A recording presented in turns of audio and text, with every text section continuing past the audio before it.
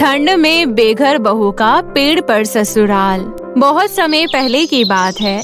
पहाड़ों के आसपास एक छोटा सा गांव बसा हुआ था। उस गांव में अक्सर बहुत ज्यादा ठंड पड़ा करती थी और ठंड के साथ साथ बर्फबारी भी हुआ करती थी। लेकिन इस साल उस गांव में बहुत ही ज्यादा बर्फबारी होती है। तभी उसी बीच गांव में रह रही काव्यंती अपने बेटे अरविंद की शादी मोहिनी नाम की एक लड़की से करती है और उसके गांव में आते ही उस गांव में बहुत ही ज्यादा बर्फबारी होने लगती है। तभी एक दिन उस गांव में अचानक से बहुत तेज बारिश के साथ साथ बर्फबारी भी होने लगती है, जिससे गांव के लोग इधर उधर भागने लगते हैं। उसी बीच अरविंद अपनी पत्नी से कहता है, अरे मोहिनी, ऐसे धीरे धीरे क्यों भाग रही हो? थोड़ा जल्दी भागो, वरना इस बर्फबारी में घर के साथ साथ हम लोग भी दब जाएंगे। अरे और कितनी तेज भागू जी, मुझसे और तेज नहीं भागा जाता।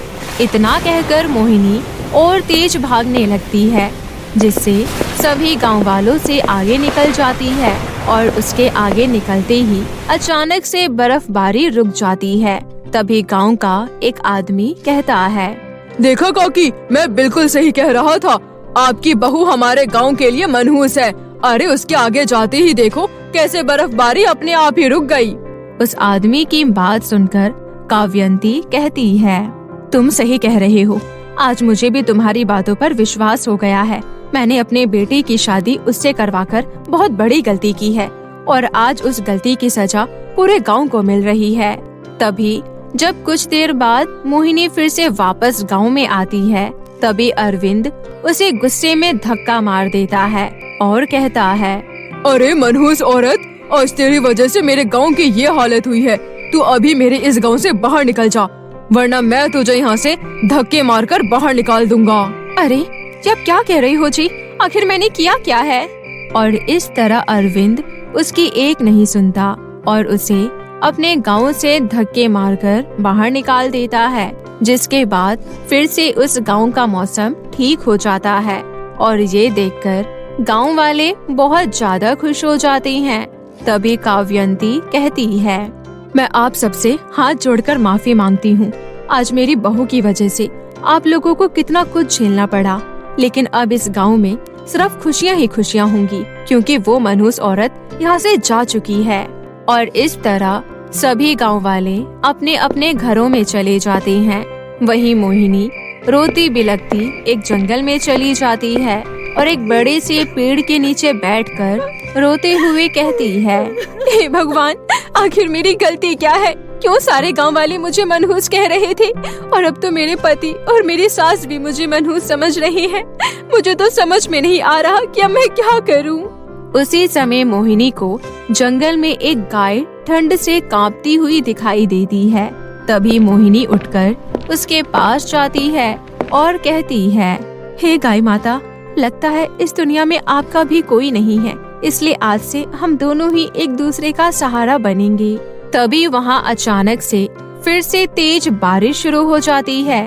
उसी समय मोहिनी को जंगल में एक लकड़हारा लकड़ी काटते हुए दिखाई देता है। तभी मोहिनी उसके पास जाती है और कहती है, सुनिए भैया, क्या आप मुझे कुछ देर के लिए अपनी कुल्हाड़ी दिखा सकती हैं? वो दरअसल मुझे अपनी गाय के रहने के लिए कोई जगह बनानी है। वो सब तो ठीक है बहन, लेकिन तुम इतनी ठंड में इस जंगल में क्या कर रही हो? क्या बताऊं भैया, मेरा इस दुनिया में कोई नहीं है और इस जंगल में उस गाय को ठंड में कांपते हुए देखा तो मैंने सोचा कि लकड़ियां काटकर उस गाय के रहने के लिए थोड़ी सी जगह बना लूं। उसी में मैं भी उसके साथ रह लूंगी। कोई बात नहीं बहन, इस दुनिया में जिसका कोई नहीं होता उसका भगवान होता है, इसलिए तुम चिंता मत करो। मैं तुम्हारे घर बनाने में मदद करूँगा। वो देखो, जिस पेड़ के नीचे तुम बैठी थी वो पेड़ बहुत ज्यादा बड़ा और मोटा है। तुम उस पेड़ के ऊपर अपने लिए घर बना सकती हो। आपका बहुत बहुत शुक्रिया भैया। और इस तरह मोहिनी उस लकड़हारे के साथ मिलकर पेड़ के नीचे उस गाय के रहने के लिए एक सुंदर सी जगह बना देती है और उस पेड़ के ऊपर अपने लिए एक सुंदर सा घर बना लेती है और उस घर के अंदर अपने पति और अपनी सास की एक फोटो लगा देती है और कहती है, आज से मेरे लिए मेरा ससुराल यही है और अब मैं यहीं रहकर अपनी जिंदगी गुजारूंगी। और इस तरह मोहिनी उस गाय के साथ उस पेड़ के घर में बड़ी ही आराम से रहने लगती है। तभी एक दिन उसे अचानक से बहुत ज्यादा उल्टी होती है, जिससे वो समझ जाती है कि वो गर्भवती है। हे गाय माता, आपको पता है आपके साथ साथ मेरा साथ देने के लिए अब कोई और भी आने वाला है, क्योंकि मैं माँ बनने वाली हूँ। और इस तरह 9 महीने बीत जाते हैं और मोहिनी एक सुंदर से बेटे को जन्म देती है और कहती है, मेरा बेटा कितना सुंदर है, अब मैं तुझे पढ़ा लिखा कर एक कामयाब इंसान बनाऊंगी, ताकि तू आगे चलकर मुझ पर लगे मनहूसियत के दाग को मिटा सके। और इस तरह मोहिनी उस लकड़ी के घर में ही एक छोटा सा ढाबा खोलती है और उस गाय के दूध की चाय बनाकर सभी को पिलाती है, जिससे हर किसी को उसके ढाबे की चाय बहुत ज्यादा पसंद आती है और हर कोई उसके पेड़ घर के सामने आकर ढेर सारी फोटो खींचते हैं, जिस वजह से उसका ढाबा बहुत ज्यादा मशहूर हो जाता है। और पूरे दिन उसके ढाबे पर कस्टमरों की लाइन लगी रहती है। और वहीं समय के साथ साथ मोहिनी का बेटा रोशन भी पढ़ लिखकर एक बहुत बड़ा आदमी बन जाता है। वहीं उसके गांव के ससुराल में हमेशा तूफान, आंधी और बर्फबारी पड़ती ही रहती है, जिससे पूरा गांव तबाह हो जाता है और सभी लोग छोटे छोटे तंबू लगाकर रहने लगते हैं। तभी एक दिन सारे गांव वाले इकट्ठा होकर आपस में बात करते हैं। उसी दिन काव्यंती कहती है, अरे तुम सब तो कह रहे थे कि ये सब कुछ मेरी बहू की वजह से हो रहा, लेकिन उसके जाने के बाद तो इस गांव की हालत और भी ज्यादा खराब हो गई। और साथ ही वो मुकेश, जिसने मेरी बहू के बारे में मुझे भड़काया था, वो भी ये गांव छोड़कर चला गया। और नहीं तो क्या, इतने साल गुजर गए, पता नहीं कहाँ होगी मेरी मोहिनी। हमें माफ कर देना काव्यंती बहन, लेकिन हमें क्या पता था कि ये सब तो सिर्फ प्रकृति की वजह से हो रहा है। और साथ ही हमारे गांव के मुखिया ने भी हमारा साथ छोड़ दिया। अब पता नहीं हम लोगों का क्या होगा, कैसे हम लोग अपने आगे की जिंदगी गुजारेंगे। अब तो लगता है हमारे पास भीख मांगने के अलावा और कोई चारा ही नहीं है। गांव वाले आपस में बात कर ही रहे होते हैं कि तभी उनके पास एक बड़ी सी गाड़ी आकर रुकती है और उस गाड़ी में से सूट बूट पहने रोशन बाहर निकलता है, जिसे देखकर गांव वालों को लगता है शायद कोई बड़ा आदमी उनके गांव में रजाइयां बांटने आया है। तभी सारे गांव वाले उसके पास जाते हैं और कहते हैं, अरे साहब, आप हमारे गांव में पधारे, हमारे लिए ये बहुत सौभाग्य की बात है, वरना तो हमारे इस गांव में कोई परिंदा भी पर नहीं मारता है। देखिए, मुझे मेरी माँ ने इस गांव के बारे में बताया है और मैं इस गांव में एक बड़ा सा होटल और एक रेस्टोरेंट खोलना चाहता हूँ, तो क्या मुझे यहाँ पर कोई खाली जमीन मिल जाएगी? अरे बेटा, तुम्हारा बहुत बहुत शुक्रिया जो तुम इस गांव में अपना व्यापार करना चाहते हो। तुम्हारी वजह से ये गांव फिर से चमक उठेगा। तभी रोशन चारों तरफ नजर घुमाकर देखता है, लेकिन उसे कहीं भी कोई घर दिखाई नहीं देता। सिर्फ चारों तरफ छोटे छोटे तंबू बने हुए होते हैं, जिसे देखकर रोशन सोचता है कि आखिर उसकी माँ ने उसे इसी गांव में क्यों भेजा। तभी वो कहता है, देखिए, मैं कल से ही इस गांव में अपना काम शुरू करना चाहता हूँ और मेरे सारे आदमी कल यहाँ आ जाएंगे, और अगर आप लोगों को भी उसमें काम चाहिए तो आप कर सकते हो। वैसे भी मुझे रेस्टोरेंट बनाने में काफी आदमियों की जरूरत पड़ेगी।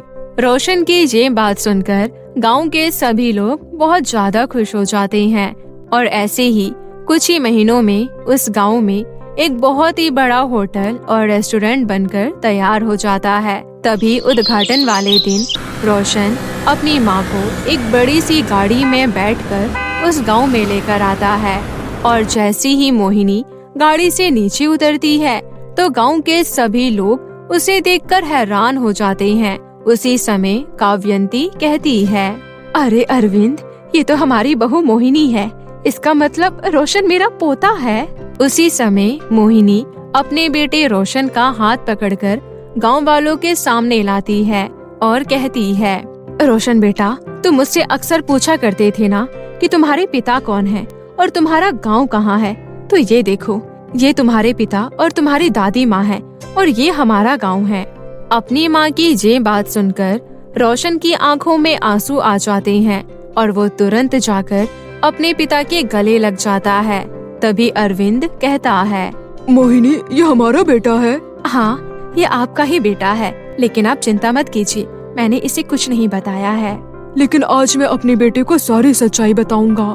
इतना कहकर अरविंद रोशन को सारी सच्चाई बता देता है, जिसके बाद रोशन अपने पिता को माफ कर देता है और कहता है, आप सबका मानना था कि मेरी माँ की मनहूसियत की वजह से ये गांव बर्बाद हो गया, लेकिन आज मेरी माँ की वजह से ही ये गांव एक बार फिर से रोशन होगा और इस गांव का नाम पूरी दुनिया में फेमस हो जाएगा और दूर दूर से लोग इस गांव में घूमने आएंगे और इस गांव की प्रशंसा करेंगे।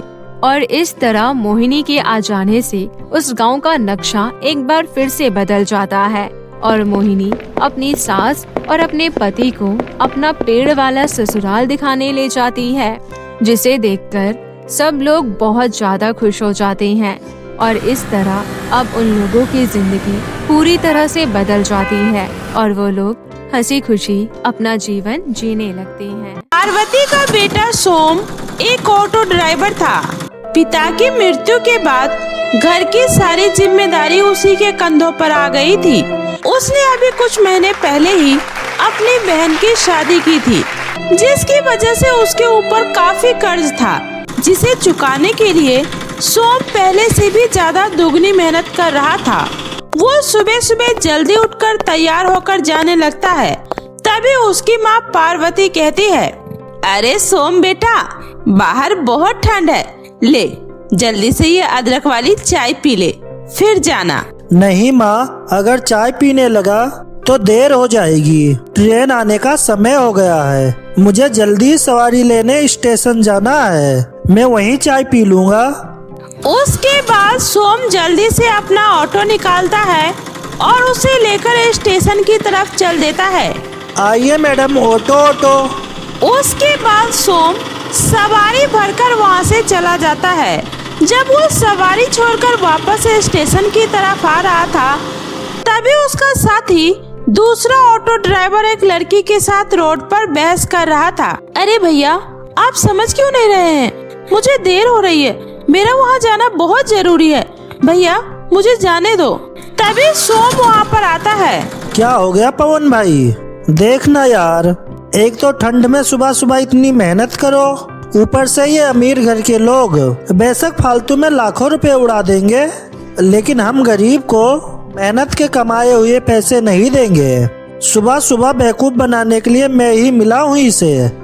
अरे शालिनी, तुम यहाँ कैसे? और ये क्या कह रहा है? सोम, तुम यार देखो ना, ये भैया मुझे गलत समझ रहे हैं। आज जल्दी जल्दी में न जाने कहीं पर मेरा पर्स खो गया। मैं इनसे कह रही हूँ कि मैं इनके पैसे दे दूंगी, लेकिन ये मान ही नहीं रहे और ऑनलाइन भी मना कर रहे हैं। अब तुम ही बताओ मैं क्या करूँ? पवन यार भाई, तू गलत समझ रहा है। शालिनी ऐसी लड़की नहीं है। सच में इसका पर्स कहीं गिर गया है। तू एक काम कर, तेरे कितने पैसे हुए? ये ले, तू मुझसे पैसे ले ले। शालिनी, तुम्हें कहाँ जाना है? चलो मैं तुम्हें वहाँ तक छोड़ देता हूँ। भाई, आज तक सुना था कि अमीर लड़कियाँ बहुत चालाक होती हैं, लेकिन आज अपनी आंखों से देख भी लिया। तू तो गया बेटे। पवन, अब तू जाता है या नहीं? जाता हूँ भाई। उसके बाद पवन हंसता हुआ वहाँ से चला जाता है और सोम शालिनी को लेकर उसके ऑफिस छोड़ देता है। शालिनी, तुम यहाँ जॉब करती हो? नहीं सोम, ये कंपनी मेरे डैड की है। बस मैं कभी कभी उनका हाथ बटाने यहाँ आ जाया करती हूँ। तुम मुझे अपना नंबर दे दो, मैं तुम्हारे पैसे तुम्हें वापस भेज दूंगी। कोई बात नहीं यार, दोस्ती में तो इतना कर ही सकता हूँ। और ठीक है, मैं तुम्हें शाम को यहीं पर मिलती हूँ। शाम की कॉफी दोनों साथ में पियेंगे। अभी मुझे देर हो रही है, बाय। उसके बाद शालिनी वहाँ से चली जाती है और सोम भी अपने काम के लिए निकल जाता है। शाम को फिर दोनों कॉफी शॉप पर मिलते हैं और दोनों साथ में कॉफी पीते हैं। यार यकीन ही नहीं हो रहा, हम कॉलेज के बाद इस तरह मिलेंगे। दरअसल शालिनी और सोम दोनों एक साथ एक ही कॉलेज में पढ़ते थे, शालिनी सोम को बहुत पसंद करती थी, लेकिन सोम अपनी परिस्थिति और गरीबी की वजह से हमेशा अपने कदम उससे पीछे ले लेता था। पिता की मृत्यु के बाद तो उसने पूरी तरह से कॉलेज और कॉलेज के यार दोस्तों को छोड़कर घर की सारी जिम्मेदारी अपने कंधे पर उठा ली। सोचा नहीं था शालिनी तुमसे इस तरह फिर से मुलाकात होगी। अगर किसी को सच्चे दिल से चाहो तो पूरी कायनात उन्हें मिला ही देती है। सोम, मैं आज भी तुमसे बहुत प्यार करती हूँ। अगर तुमने मुझे नहीं अपनाया तो मैं कभी भी शादी नहीं करूँगी। जिद मत करो शालिनी, हमारा तुम्हारा कोई मेल नहीं। मैं एक गरीब घर का मजदूरी करके खाने वाला लड़का हूँ। मेरे ऊपर बहुत सारी जिम्मेदारियाँ हैं। सोम, बस एक बार मेरी तरफ देखकर ये कह दो कि तुम मुझसे प्यार नहीं करते, फिर मैं हमेशा के लिए यहाँ से चली जाऊंगी। प्यार सब कुछ नहीं होता शालिनी। जिंदगी जीने के लिए प्यार के साथ साथ बहुत सारे पैसे भी जरूरी होता है। पैसे तो हाथों का मैल है सोम।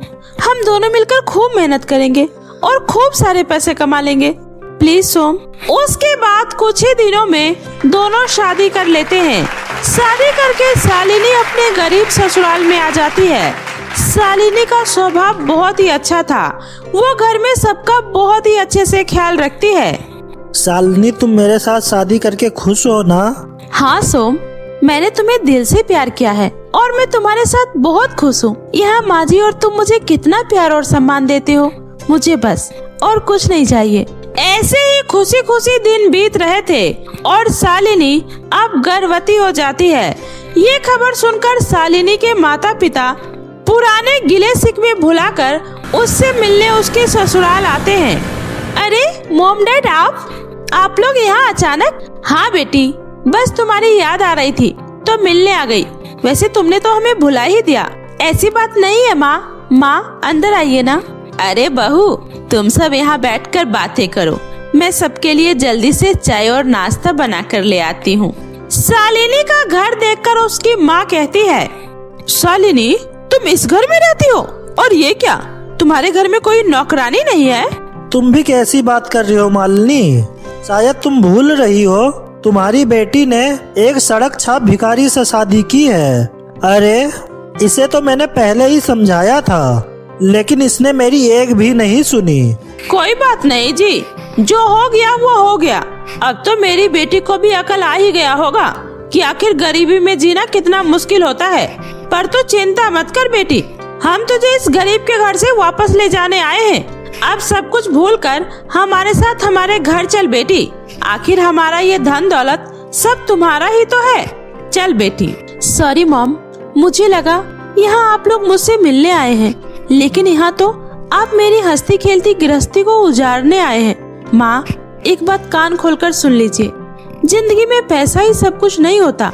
और जहाँ आप बैठे हैं ये मेरा ससुराल है और यहाँ मुझे किसी भी चीज की कोई तकलीफ नहीं है। मेरे पति और मेरी सास दोनों बहुत ही अच्छे से मेरा ख्याल रखते हैं और यहाँ अपना काम करने के लिए किसी नौकर की जरूरत नहीं होती। यहाँ पर सब मिलजुल कर अपना काम करते हैं। और वैसे भी जब से मैं प्रेग्नेंट हुई हूँ तब से माँ जी तो मुझे कुछ करने ही नहीं देती। ये लीजिए समधन जी, चाय पीजिए। आप भी लीजिए। और शालिनी बेटी, ये ले गर्मा गर्म समोसे। तुम्हें समोसे बहुत पसंद है ना? ले आप भी लीजिए समधन जी। मैं कोई आपके समधन नहीं हूँ, समझ गई आप लोग ये मीठी मीठी बातें करके मेरी बेटी को बहला सकते हैं, लेकिन हमें नहीं। और ये क्या, मेरी बेटी को प्रेगनेंसी में इतना तला भुना खिलाकर उसे मारना चाहती है आप? मैं ये हरगिज नहीं होने दूंगी। याद रखना, अगर मेरी बेटी को जरा भी कुछ हुआ ना तो हम तुम लोगों को छोड़ेंगे नहीं। चलिए यहाँ से जी। उसके बाद शालिनी के माता पिता गुस्से में वहाँ से चले जाते हैं। माँ जी, अब आप इनकी बातों का बुरा मत मानिए। इनकी आंखों पर बस अमीरी की पट्टी चढ़ी है। ऐसे ही समय बीतता है और शालिनी एक बेटे को जन्म देती है। देखिए ना माँ जी, आपका पोता बिल्कुल आपके बेटे पे गया है। हाँ बहू, तुमने हमारे घर में कदम रखकर इस घर को स्वर्ग बना दिया है बहू। ऐसे ही कुछ दिन बीत जाता है, तभी सोम शालिनी को लेकर कहीं जाता है। उफ़ सोम, ये तुम मुझे कहाँ लेकर जा रहे हो? बताओ ना, कहाँ लेकर जा रहे हो? अभी चलो तो सही, तुम्हें सब पता चल जाएगा। उसके बाद सोम अपने ऑटो को एक बहुत बड़े कॉलेज के पास ले जाकर रोक देता है। शालिनी, तुमने हमारे लिए बहुत कुछ किया है, अब मेरी बारी है। तुम आगे पढ़ना चाहती थी ना, और तुम पढ़ लिख कर डॉक्टर बनना चाहती थी ना? हाँ, लेकिन ये सब तुम्हें कैसे पता? तुम्हारी इस डायरी से। अब से तुम फिर से पढ़ाई करोगी और पढ़ लिख कर अपना सपना पूरा करोगी, जिसमें हम सब तुम्हारे साथ हैं। उसके बाद सोम खूब मेहनत करता है और शालिनी को खूब पढ़ाता है, और फिर शालिनी एक दिन पढ़ लिख कर बहुत बड़ी डॉक्टर बन जाती है। तभी उसके हॉस्पिटल में एक औरत इलाज कराने आती है। मैम, इस पेशेंट की हालत बहुत ही क्रिटिकल है। ऑपरेशन करने के बाद भी बचने का सिर्फ 10% ही चांस है। क्या नाम बताया तुमने पेशेंट का?